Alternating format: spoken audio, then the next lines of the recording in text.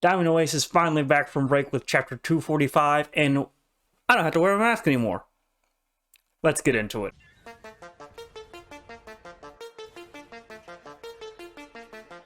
Hey everyone, Bruce, Delinquent General here. Hope you're doing well.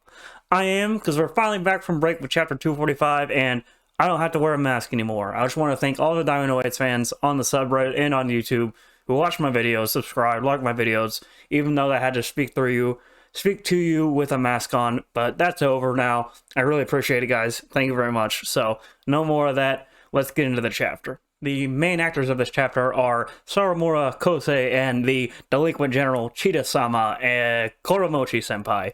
He is up to bat after Sawamura, and before we get to his at-bat, which is kind of the main flow, maybe the main star of the chapter, we do have to talk about Sawamura and his evolution as a batter. And moving into the new developments in terms of character story, whatever this chapter is showing us, if at all, is Sawamura, when he was first shown to us, was a very, very poor batter. He bunted, that was his main skill, which nothing is wrong with that, but an ace should be able to get on base or at least battle and connect. That's a phrase that's prevalent in this chapter, connect to the next batter. And we see in this chapter, Sawamura he makes it 8 pitches against Kousei in ace, a top-class pitcher. That's nothing to sneeze at.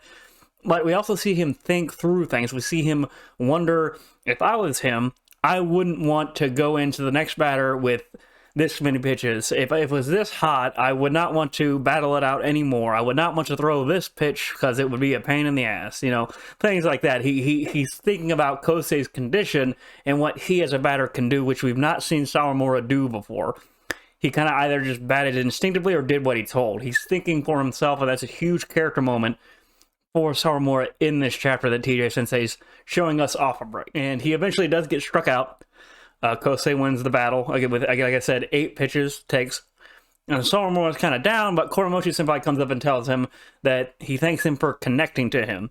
Because he battled out with Kousei, and he got Kousei to throw 8 pitches when he really... The previous Sawamura could have got up maybe 3 or 4. Probably 3, let's be honest, if it wasn't a bunt. So he thanks him for kind of tiring Kousei out even more in this extreme heat, which Kousei constantly comments on, and what he talks about is this damn heat. Who the hell thought of this? He doesn't handle the heat well, as we see. So, and then he comes up to bat. At Kuramochi's at bat, we see that he's like oozing bloodlust, basically. He's very aggressive in his at bat pose. Kousei comments on it, and he talks about how we're the hunters, him meaning Ichidai third. They're the hunters here, not Sato. So he's kind of commenting, this chapter shouldn't be, I know I'm sidetracking here, but it should be noted that Kousei in this chapter, as a main actor, is talking about his burdens as an ace, and even though the heat is hot, obviously, even though it's burdensome, he wouldn't give it up like he did in his previous year when he was watching from the stands, right? So we see Kousei comment on the heat and its pain, but he wants to accept that burden on his shoulders. He doesn't want to give it up. So we see his comments and his thoughts as an ace, even still in this chapter. It's not all Sato-focused. So wanted to get through that before we get Kuramochi's at bat. But Kuramochi is oozing bloodlust. He's standing at the plate. He's swinging aggressive. And we see Kousei kind of mess up on a pitch and throw a ball. And after that, we see Kuramochi again gets a ball. But in between that, Kousei kind of comments on how Kuramochi might be the most troublesome opponent they have. So he doesn't want to underestimate him and want to let him get a free at-bat, so he's trying to put in the most work in the strike zone, use the full width and the height of it to get Kuramochi out, because he feels how dangerous he is, and we as readers know how dangerous Kuramochi is. So after that, we finally get a hit from Kuramochi in between the basemen out to the outfield, and we end the chapter after he gets on base, that we see that Haruchi is on base, or he's not on base, I'm sorry, he's in the batter's box and he's waiting, and it ends on that chapter.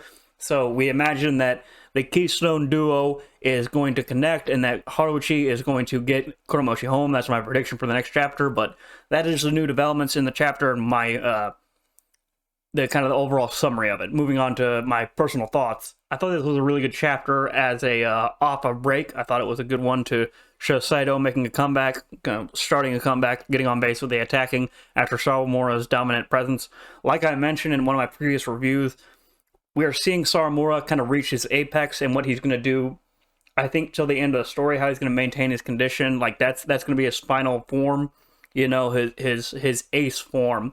But we don't know about Sato's batters right now. We need to see them do the work. We need to see them step up and score some runs for their ace pitcher.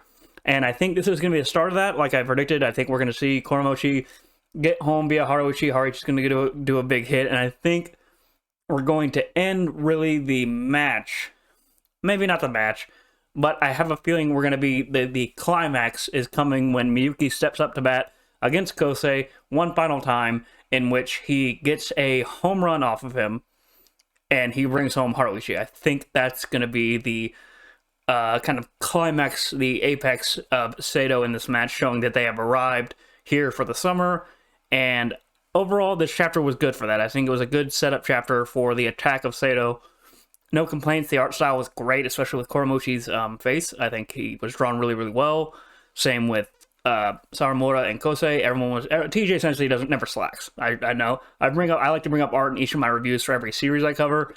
You know, Diamond Noise does never slacks. It has great shadowing, like I've always mentioned. So, with the Bloodlust specifically, the angles, kind of the paneling, as TJ Sensei's always good at, is really on point this chapter. And I liked the dynamics between Sawamura and Kousei, and then now Kuramochi, who was, as you remember, embarrassed by Kousei in the beginning of the match. So I'm glad he got his revenge by getting on base this time. He got a hit off Kousei, which this might be the faltering of Kousei due to this heat and his exhaustion. So we might be seeing that with this. So those are my thoughts on the chapter.